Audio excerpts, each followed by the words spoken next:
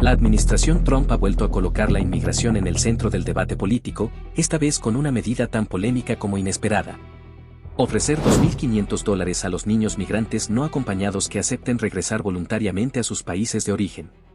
El anuncio se dio a conocer en medio de una fuerte crisis política y un cierre parcial del gobierno federal, lo que ha incrementado las tensiones y las críticas dentro y fuera del Congreso.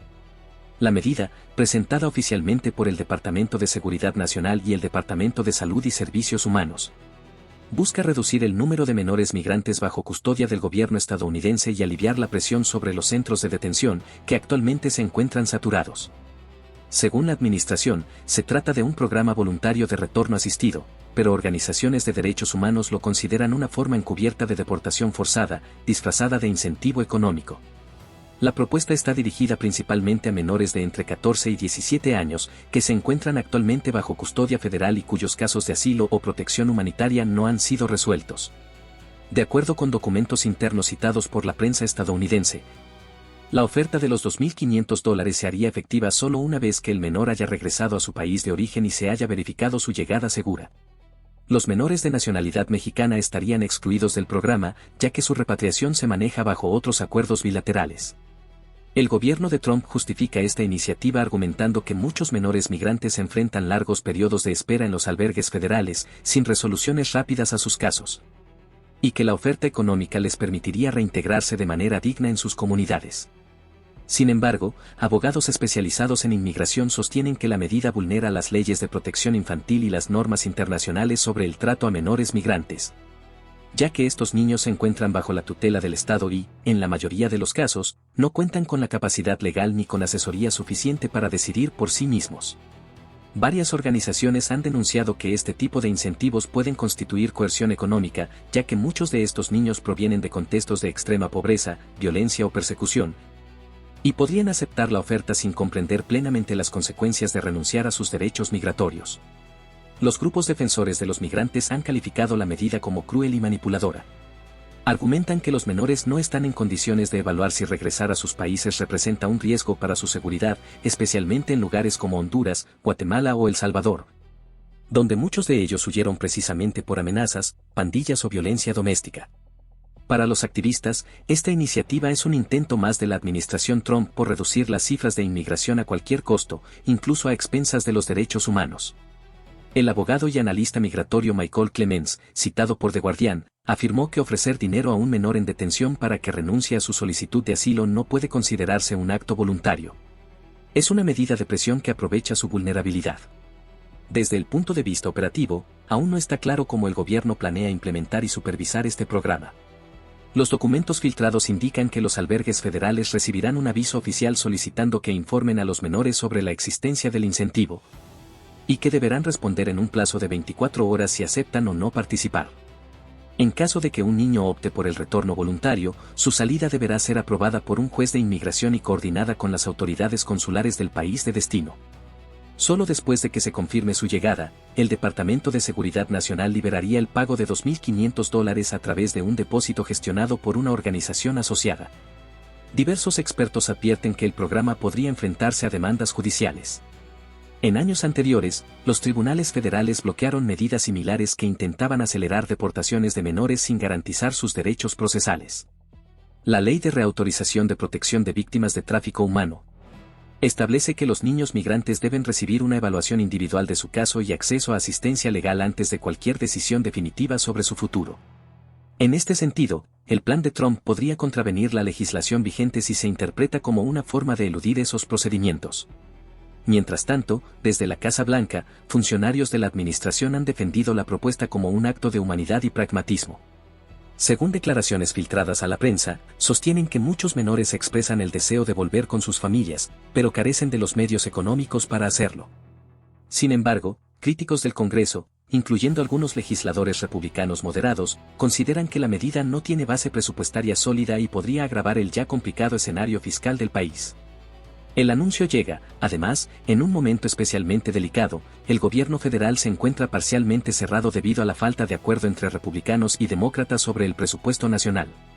Este cierre ha paralizado agencias clave, dejando a miles de empleados sin salario y afectando programas sociales, de salud y migración. La coincidencia entre el cierre del gobierno y el anuncio del pago a menores migrantes ha levantado sospechas sobre las verdaderas motivaciones de la medida. Algunos analistas políticos sostienen que el presidente Trump busca redirigir la atención pública hacia su agenda migratoria y presentarse como un líder activo frente a la crisis, mientras el Congreso permanece estancado. En ese sentido, la propuesta podría tener un fuerte componente político, más orientado a reforzar su base electoral que a resolver de fondo los problemas del sistema migratorio. A nivel internacional, la noticia también ha generado reacciones encontradas. Gobiernos de Centroamérica han mostrado cautela ante la idea de recibir nuevamente a miles de menores repatriados. Mientras que organizaciones como UNICEF y ACNUR han pedido a Estados Unidos que garantice el interés superior del niño en todas sus decisiones migratorias. En suma, esta iniciativa representa uno de los movimientos más controvertidos de la actual administración, un intento de reducir costos y cifras migratorias, pero que podría tener consecuencias éticas, legales y diplomáticas significativas. En un país dividido, con un Congreso paralizado y un gobierno parcialmente cerrado, la medida no solo refleja la dureza de la política migratoria estadounidense, sino también la profundidad de una crisis política que sigue sin encontrar solución. Por otra parte, el Senado de Estados Unidos rechazó este jueves las propuestas legislativas que buscaban poner fin al cierre parcial del gobierno federal, prolongando así una crisis política que ya afecta a cientos de miles de empleados públicos y mantiene paralizadas múltiples agencias federales. La votación, que requería mayoría calificada para aprobar una resolución temporal de financiamiento, no logró reunir los apoyos suficientes debido a las profundas divisiones entre republicanos y demócratas sobre las prioridades presupuestarias.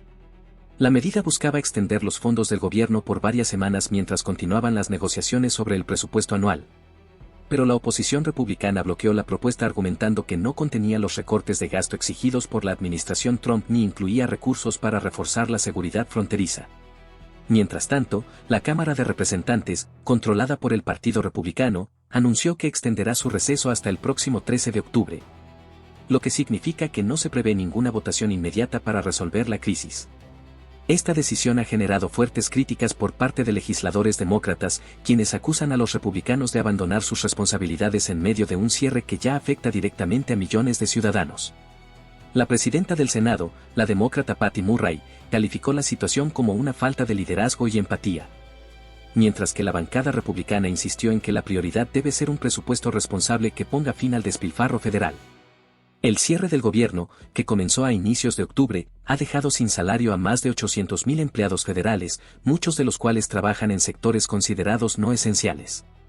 Agencias como el Servicio Nacional de Parques, la Administración de Alimentos y Medicamentos, FDA, y el Departamento de Educación han reducido sus operaciones, mientras que los servicios de emergencia, defensa y control aéreo continúan funcionando parcialmente.